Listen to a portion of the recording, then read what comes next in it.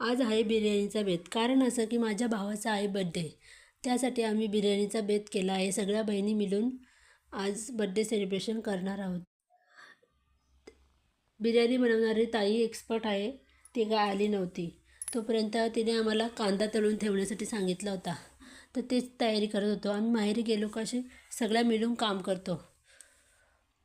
कामं कमी पण गप्पा जास्त होतात. तेवढ्यात त्या आल्या, त्यांच्यासाठी गरमागरम चहा केला. संध्याकाळचे 7:30 वाजले होते.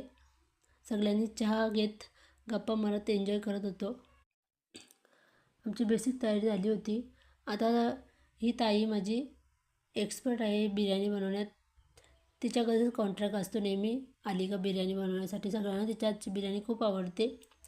ती सारखी करत असते घरी, त्यामुळे तिचा चांगलाच हात बसला आहे.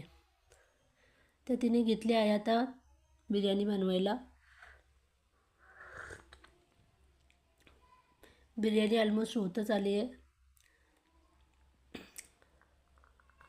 तोपर्यंत आम्ही बड्डेची तयारी करत होतो. इकडे आमची कामं चालू आहेत आणि या दोघांची कशी मस्ती चालू आहे बघा. ही दोघं पहिले अजिबात एकमेकांसोबत खेळत नव्हती, पण आता चांगलीच रमलेत. भेटली का पुन्हा खूप मस्ती करतात, एन्जॉय करतात मस्त. बघा यांची कशी मस्ती चालू आहे.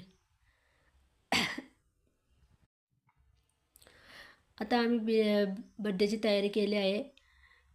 भावाचा बड्डे, 2 केक आणले आहेत.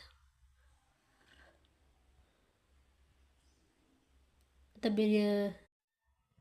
बिर्याणी होते तोपर्यंत आम्ही बड्डे सेलिब्रेशन करून घेतलं. ही माझी आई त्याला ओवाळणी करते. बड्डे झाल्यानंतर सगळ्यांना जेवण वाढून झाल्यानंतर आम्ही बहिणी शेवटी जेवायला बसलो.